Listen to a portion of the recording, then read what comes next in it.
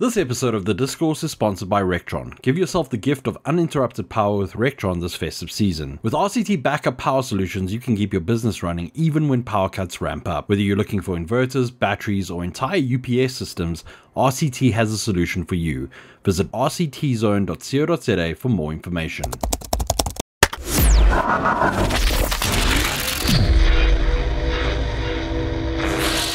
Hello everybody and welcome to another episode of The Discourse. My name is Brendan Lotz and today we're going to be chatting a bit about esports in South Africa. As an ardent Dota 2 fan, the International just wrapped up for 2023 at the end of last month, at the same time that the Rugby World Cup 2023 was being won by South Africa. And we thought that it was a great time to have a discussion about esports in South Africa. So today I am joined by Tristan Rens, the General Manager of Bravado Gaming. Hi Tristan, how are you? I'm good, Brendan. How are you? I'm fantastic, thank you. How are you enjoying... Where are you based? Sorry, are you based in Johannesburg or Cape Town? Pretoria. Pretoria, okay. Yeah. Are you enjoying the winter weather that we're having? It's a little bit confusing, I must say. It's kept us on our toes, just like the World Cup, I think. Yeah. So I want to just, for our listeners who possibly don't know the Bravado name, what is Bravado Gaming and how long have you guys been around? So Bravado Gaming at its core is a lifestyle and esports organization. So for the past 15 years, we've operated mainly as an esports organization based out of South Africa. So we've had loads of different teams from different games. Dota 2, as you mentioned, was actually one of them. We've had a team in Dota 2. And over the years, we've competed in loads of different events, obviously locally here in South Africa, but loads of events overseas. We've had a Project Destiny where we've sent an all South African roster together with our sponsors, obviously Alienware, Dell, and Intel. And we sent them overseas to the US to compete for a year. So over the years, we've really tried to stick out as the kind of the core of esports in South Africa. And we've really tried to push the medal and become that premier lifestyle brand that people look towards in esports and gaming. And over the years, we've also branched out into more of a lifestyle brand with our clothing and our merchandise. But yeah, at our core, we're a professional esports organization. Cool. And how many teams do you guys currently have and in what games are you guys competing in? So at the moment, we've got a couple of players in a few single kind of games like Tekken, for example. We've got a couple of Fortnite players over in the Middle East, in UAE and Saudi Arabia. And we also host home to our South African CSGO team. So they live here in South Africa, practice here in South Africa. But we've got a couple of players kind of based all over. So we are a MEA organization. We represent Dell and Alienware across the region. So we kind of have our roots kind of centered all over, you know? Okay. So when it comes to kind of taking an esports athlete on board, I don't know if that's the correct term, esports athlete. Yeah. When you bring them on board, what sort of considerations do you have in terms of the games that they're playing? Are there certain games within the esports realm that are more popular than others, that are probably a more premier, as it were, sort of esport? Definitely. I think, it's one of the beautiful things about esports is that there's a huge range of it, right? So and that kind of, it differs all across the world. So exactly like you'd find in traditional sport, right? Rugby is more popular in certain nations than it is in others. Football, the same, et cetera, et cetera. And it's the same with esports. So, for South Africa, for example, CSGO is a massive one, Counter-Strike, 5v5 shooter. It's really big in South Africa. It's been around for many, many years. And there's very active leagues for it, lots of opportunity every year. And then if you look across, there's a lot of games like FIFA, for example, which is a very kind of easy to digest, easy to understand game. It's a lot more accessible than Counter-Strike, which needs to be played on a desktop PC. FIFA can be played on consoles, and there's mobile versions, but it's there's a good spread definitely across kind of all the ranges, whether you're an amateur or into more of the casual games. Another example kind of being Fortnite, which I'm sure everybody knows about. Yeah. And then, yeah, you've got your kind of more serious competitive games where the casual community might be a little bit smaller, and the competitive communities maybe a little more serious, such as Counter-Strike. So, what does it take to form or build a successful brand like Bravado? I'm sure that it's not something that happens overnight, but maybe you could give us some insight into the hard slog that it's taken to become this really premier esports brand in South Africa and then evolve that into a lifestyle brand. For sure. So yeah, it definitely has been a long road with a lot of bumps on it. But I think at the core of it all, there's one word that we really like to use, and that's sustainability. So from the very beginning, you know, especially here in South Africa, the community is a lot smaller than it is overseas, obviously. But at its core, what we really try to do is show that, you know, just because we're here in South Africa and geographically we might not have the same opportunities that esports players overseas might have, we still have that talent. We still have that chutzpah, you know, that drive. And I think you see it across all kind of athletes in South Africa. I think it's a beautiful time to bring up the World Cup again. But yeah, at its core, like I said, is sustainability. So a huge part of kind of what we've been able to build has obviously been in huge help thanks to our sponsors, Alienware, Dell, and Intel. I mean, you know, they've been with us now for the better part of 11 or 12 years. We've had a very good partnership and a good relationship, and they've really helped us and really aided kind of in our progression in South Africa and helping us push the boundaries of South African esports and gaming. They've really helped us, you know, in a lot of ways. Like I said, getting opportunities to go overseas and actually show the world that South Africans can compete. That's been a big part of the journey is, you know, getting as many opportunities as we can do in order to get more brands involved, in order to show other, you know, upcoming players, the kind of the younger guys that this is possible. And in the beginning, you know, there wasn't as much interest, definitely, as you're seeing today, you know? Yeah. So I just want to kind of bring this back to South Africa, where we have a lot of challenges. The most recent census for 2022 puts internet connectivity at 78.9% of households. Let's round that generous and round that up to 80%. We have load shedding. What are the challenges that faces local esports in South Africa, aside from just connectivity and load shedding, aside from the obvious ones? What sort of challenges do local teams such as yourselves face when taking part in esports in South Africa? Well, yeah, besides, obviously, as you said, you know, constant load shedding and internet problems. And I think when a lot of gamers say internet problems to a lot of people, that kind of sounds like such a strange concept, since we're all connected. Kind of if you're connected to the internet, how is that a problem? But obviously, as casual gamers, obviously you feel lag and how much of a problem that is in your favorite game if it's Fortnite. But as competitive gamers, what that does is it kind of region locks us. So, you know, when you're at the highest level of competition, when you're in Europe, when you're in North America, there's so many teams at the absolute highest level.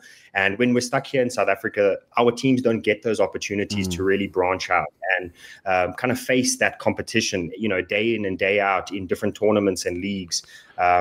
So everybody here, we're kind of stuck in our own little bubble. And that, again, it makes it very difficult for organizations and brands to get involved on the level that they see overseas. But I think the key thing to realize is that just because it doesn't look like it does in Europe or North America, it doesn't mean that there isn't opportunity here. It's more just about adapting it. As I said to you, you know, learning the ins and outs of what kind of games are accessible, or what kind of games are popular here.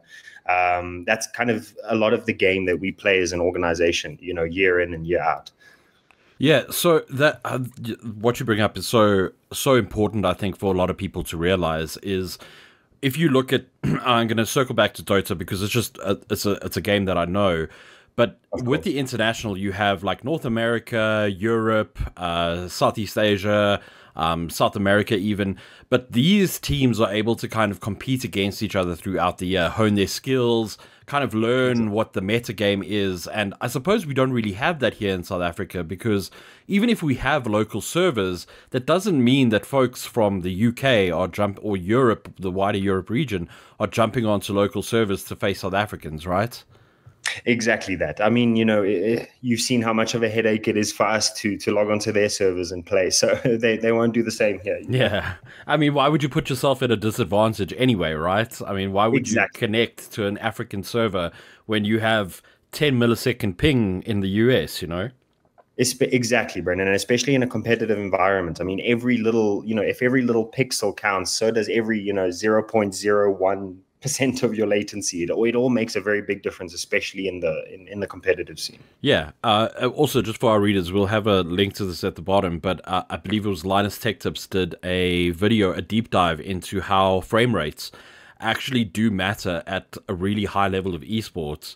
So I can imagine lag factors into that as well, obviously. So I don't want to. I kind of want to turn this around a little bit and look at sort of government. We've seen a lot of talk online here in the Hypertext office during the World Cup around player support for South Africans. And I was wondering if there's any sort of player support for South Africans in esports at all, whether there's any sort of government involvement in esports in South Africa. So there is on very grassroots level, kind of as it is for most of the kind of the scene in South Africa, Brendan. So I think the most important thing that we're seeing maybe from the government or let's say comparing it to a normal sport or traditional sport, esports is definitely getting adopted more and more each year. I mean, a big topic is obviously the schools and the universities. I'm sure everybody's heard about kind of the involvement and the conversations going around at all the major schools and universities across the country about esports and how they can get involved. So it's definitely that conversation is starting and getting a lot bigger. And there is currently an organization that does operate together with the government, and those things are growing every single day, definitely. Okay, that's really great to hear. I remember seeing at Comic-Con Africa earlier this year, they had the Valorant School Cup, which I thought was a really great way to get youngsters interested in esports. Absolutely. And that's definitely a big one. Red Bull, I think, are heavily involved in that. And that's one of the big brands that you've seen very excited about esports and very on board with kind of the culture and dipping their toes into South African esports over the last many years, actually. And something like that, again, Brennan, as you said, it's very important to get it to the schools and the universities. I think that's a big part of the adoption phase that esports kind of needs to go through across the world, Yeah, absolutely. Because I mean, I'm 35 years old, and I don't consider myself an old man, but I also know that my reflexes are not what they were when I was 25 years old. If I log in, if I log into Dota today, my KDA is horrendous. So yeah, backup power solutions from EcoFlow cover a range of needs, whether you want to power a few items or your entire household. With a product lineup featuring the latest in battery technology as well as solar panels, EcoFlow products are the smart way to beat load shedding. Visit rectronzone.co.za for more information. Something I want to ask about as well is in regards to tournament organizers. So I see the likes of ACGL and Metal State kind of pushing folks to compete in esports, whether that be just casual little cups that are happening over the weekend or really big tournaments. I want to know from you guys, do we need more tournament organizers in South Africa, or do we need just more support for the existing guys that are on the market? Or in the market, rather? Honestly, Brandon, this might sound a little a little one-sided from my side, but I think you can never have enough of both. I think in all senses of esports, you can never kind of not benefit from growth. So, there is a healthy amount of tournaments definitely happening across the board, thanks to companies exactly like Metal State, ACGL, and there is even a few more. But I think a huge part of it is definitely, how do I say, there is gamers in South Africa, but the big problem that we're facing, I think, is just that the connectivity between them all. So I think, very often I run into, gamers who they play casually. They have a PS5 at home, they have a computer at home, and they play all of these games, and they had no idea that there's organizations and tournament organizers and entire scenes here for esports. And I think that's just a big part of what we're missing. And I think as that kind of happens and the fan base of esports and gaming grows, I think it will lead to more tournament organizers and more organizations, et cetera, et cetera. Okay. So globally, it's expected that esports will grow by 9.54% each year by 2027, generating $5.4 billion in revenue. So from your perspective, how much of a role is Africa going to play in this kind of growth of esports globally? Are we sort of a bedrock where brands such as Dell, Alienware, Intel, where they would be able to kind of build their brand and back esports a little bit more, just because of the fact that there's a lot of room for growth on the continent?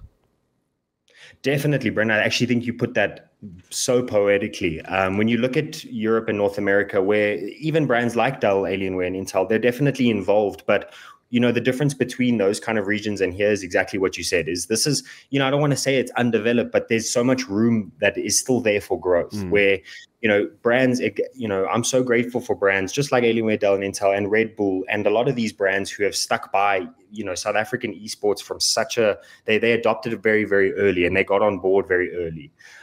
Because, as you said, I think there is so much growth still for African esports as a whole. I don't even think it's just region locked to South Africa. Yeah. I mean, I constantly, every single week, I'm astounded by how many communities there are all across Africa for pretty much every game that you could imagine, Yeah. And in terms of mobile gaming, is that an area where esports could potentially see some growth here in South Africa and the rest of the continent? I do think so. I think the beauty for me about mobile is that it's a fantastic entry point for anybody who's kind of interested in gaming. Most people will have a phone. It doesn't matter what age you are. There's some sort of mobile game that you would enjoy. And for me, I think it's, once you've kind of been bit by the bug of gaming, you're just going to kind of want to keep delving deeper, and that'll mean from mobile gaming into console gaming into a full-blown PC setup. I've seen that happen hundreds of times over my years. It also helps that a lot of games we're seeing nowadays are able to be played on a mobile phone, whether it's like COD Mobile, or I don't actually know if Apex still has a mobile game. But I've just seen a lot of games where they have an existing title on like a console or PC platform, and I do wonder if that kind of spurs folks to kind of like, well, I've now tried COD on mobile. Let's see what it's like on a PC or a console. Yeah, exactly. I think a lot of game developers see it as exactly as I said, like kind of a hook point for people, people who are sort of interested, but not really ready to make that financial jump into getting an entire setup. Most people are like, oh, I've got a phone. I've heard my friends or my coworkers talking about it, or I've heard my child talking about it. Let me give it a try. Yeah. It's a perfect hook point. Yeah. So, this might be a bit of a controversial question, but betting is becoming more and more of a feature in the esports world.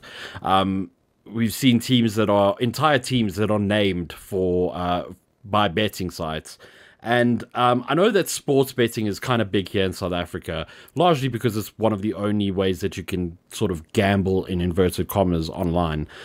Do you see esports betting driving the growth of the scene here in South Africa, or do you think that the audience is too young, there's not enough financial support? I'm curious to hear your thoughts on this. So, I think obviously it comes with any sport, right? It comes with the territory. And I think in those larger regions, as we were talking about, like Europe and North America, I think maybe they might not see either the benefits or the downsides of it because of the size of their scenes.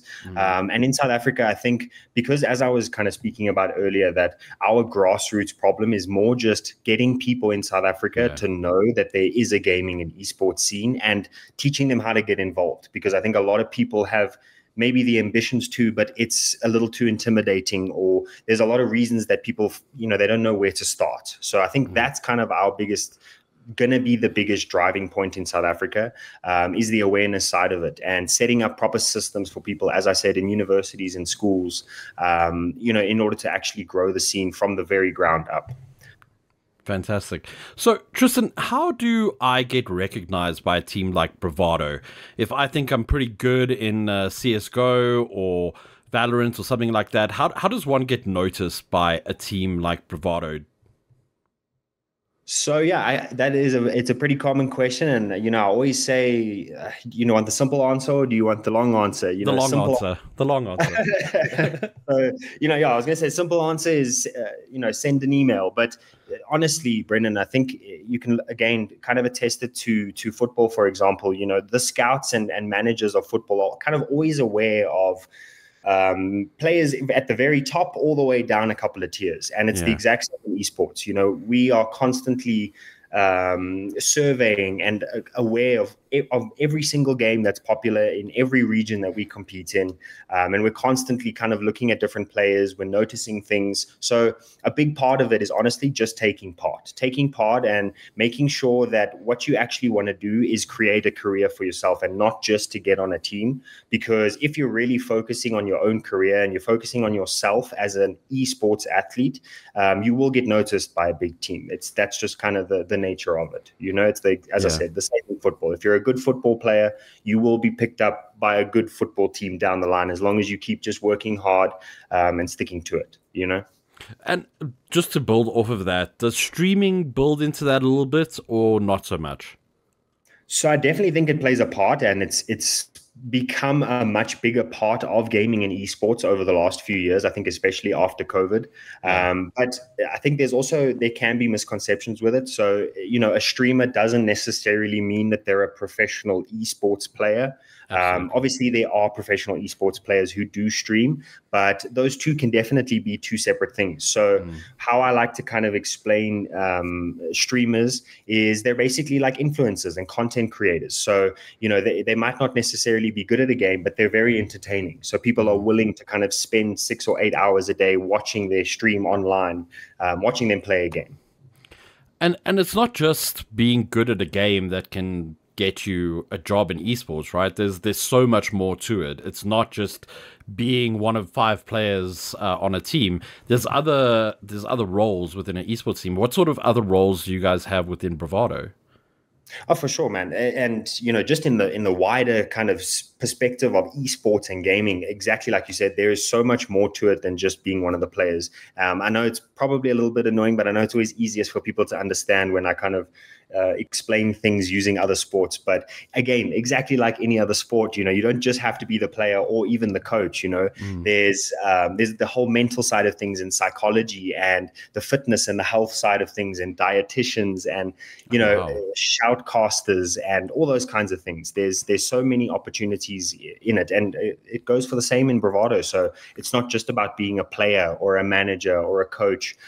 We've got streamers, we've got influencers, and at Bravado, we have an entire team of management that works out of our headquarters in Johannesburg. Social media managers, graphic designers, video editors, the works, just like any other organization or business. Yeah, so I think the message there is that if you are passionate about esports, you can make a career for yourself in any manner of field, right? I mean, the dietitian thing is a bit of a surprise to me, although it really shouldn't be, because you can't live off of Monster and cheese curls, right? Exactly. It's my favorite thing to tell all the parents. They ask me, they say, my kid wants to be a professional esports athlete, but he spends 18 hours behind the computer. And I always say, that's not how you do it. Even if you want to be a professional football player, you don't spend 18 hours on the football field just taking kicks. That's not how you become a professional, Absolutely. So what more can be done for esports locally to kind of spread the message to folks that this is something that it's growing and it's something that you should be taking note of? And I ask this particularly for the brands out there that are listening that think, well, I don't really need to get involved in esports. I'm not a PC maker or console maker or anything like that. Would you say that brands need to look at it as sponsoring a regular sports team almost? 100%, Brendan. Again, I think you put that really well. The big thing that we've really been on the lookout for is obviously seeing all the non-endemic brands stepping into esports and gaming. And if you look across the world, that's happening. It doesn't matter necessarily if your business sells or kind of operates within esports or gaming. The sport as a whole it's a very inclusive. It's an amazing game for the world to play, because there really isn't, it doesn't have any favorites. It doesn't matter where you come from or who you are. There's, as you said, there's something for esports for everybody. Everybody can kind of find a place in it. And I think across the world, you're seeing this collaboration happening. And that's the amazing part about gaming, is it's not just stuck to one game or one particular brand. It can kind of, there's an angle for pretty much everybody, as I said. Yeah, so I mean, I just look at myself, right? So I've started out watching Dota. I then eventually decided, well, I'm going to check out Worlds from League of Legends. I've watched a couple of CSGO majors. So, like, once you get that bite, it kind of just snowballs from there, and it almost becomes like, oh, I need something else, I need something else, I need something else. So I think people just need to give it a try, and even if it is confusing, I think what's really changed in the past couple of years from my perspective is how welcoming esports has become to the ordinary viewer, right? I don't know if you've seen that as well. For sure, Brendan. And as I said, I think there's, as I kind of pointed out in the beginning of our conversation, just an example is a game like FIFA. If somebody, for example, has never ever watched a game or played a single game in their entire life, if they had to watch a game of CS, they might be a little bit confused. Or, for example, Dota, they'd be very confused. But if you throw up a professional match of FIFA, it'll be a lot easier to digest because it's just football, you know? And there's a lot of games out there exactly like that, which are a lot easier for people to get into because it's a lot easier to understand, So yeah, find something that you're interested in, a game that you're interested in, and if you play games, maybe watch the esport around that game. Where can we find out more about Bravado, follow you guys, get more information, keep up to date with the team? So the best thing is our website. So our website has links to pretty much all the happenings of Bravado. So it's www.bravadogaming.com. You'll be able to find anything there, all of our socials, all of our activities. We've also obviously got a lot of the events that we've kind of hosted and partook in over the years, which is always, again, for anybody who's kind of interested to see what level of professionalism is actually happening here in South Africa. Head over to our website and we're happy to show you. And where can I watch esports in South Africa? Which platform should I be keeping an eye on? So the main platform where South African esports lives is on Twitter, but if you look on Facebook or you look on Instagram, there are loads of South African gaming groups. If you just go onto pretty much any social media platform and you start typing South African esports or South African gaming, there'll be loads of people, loads of different groups happening. But the more professional esports side of things is definitely on Twitter. And as you mentioned before, either following organization or some of the tournament organizers, kind of having a nice spread of that, it'll keep you up to date on pretty much everything that's happening. Fantastic. Tristan, thank you so much for joining us on this episode of The Discourse. We really enjoyed having you. It's lots of great information here. And yeah, all the best of luck to Bravado for the future. Thanks so much, Brendan. It was absolutely awesome to chat to you. Huawei's Power M system stacks multiple batteries into one unit, offering you a way to store the power you're harnessing via solar panels. The system can easily be attached to a wall or placed on the ground with a mounting system. The Power M range can be adapted to meet your specific needs and budget, whether you're a business or homeowner. Find out more at rectronzone.co.za.